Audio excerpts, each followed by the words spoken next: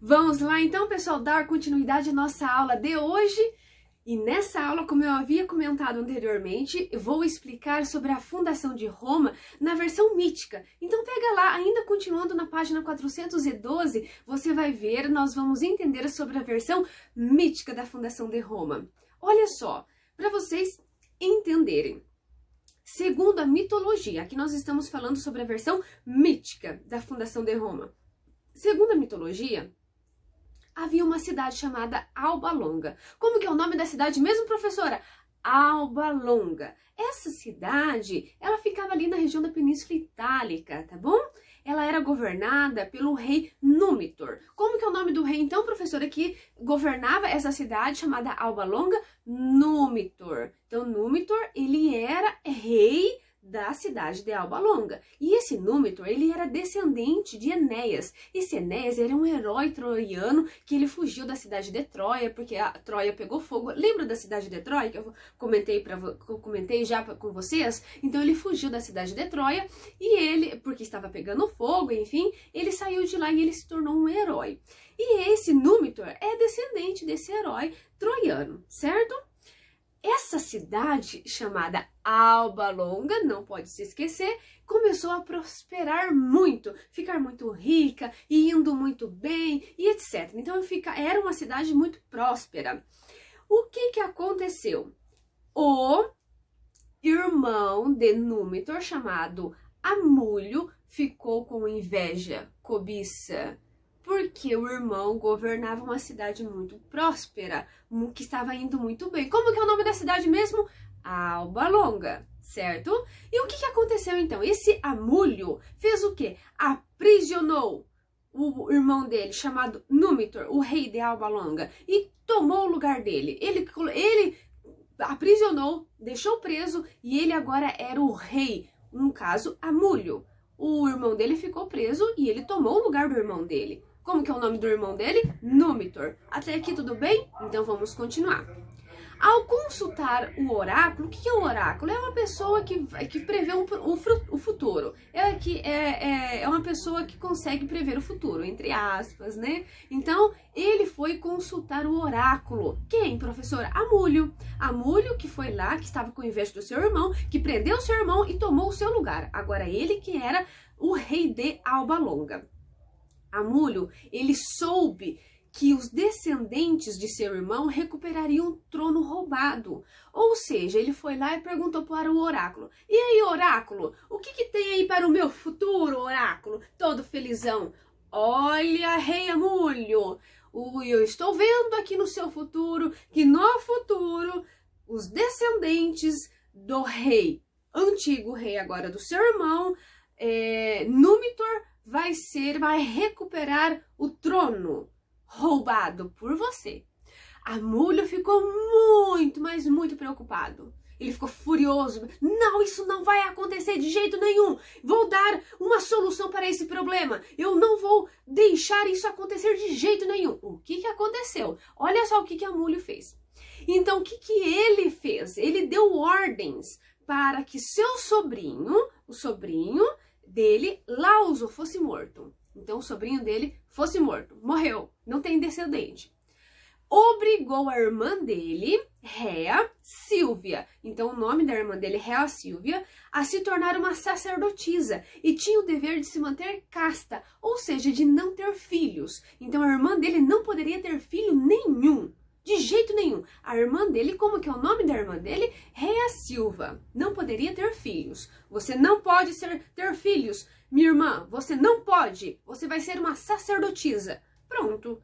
Desse modo, o que aconteceu? Com o passar do tempo, e assim vai, a irmã dele cresceu, a Réa Silvia se tornou uma mulher.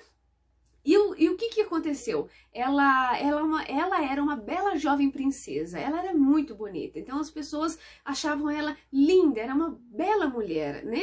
A jovem princesa, ela não poderia ter filhos de jeito nenhum, porque se não tivesse filhos, a profecia que o oráculo tinha falado não iria acontecer, né? Mas o que aconteceu? O deus da guerra, lembrando que nós estamos falando aqui da história mítica da fundação de Roma, mas o deus da guerra, chamado Marte, se apaixonou pela bela jovem Rhea Silvia, a irmã de Amulho. E o que aconteceu? Rhea Silvia ficou grávida. Olha só, ficou grávida de quem? Do deus da guerra, Marte. E o que aconteceu? Dois gêmeos, pessoal, dois menininhos, dois piazinhos, gêmeos. O que aconteceu?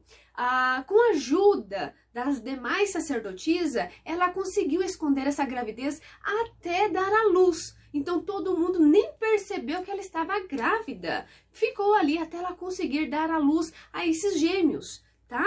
E como que é o nome desses dois gêmeos?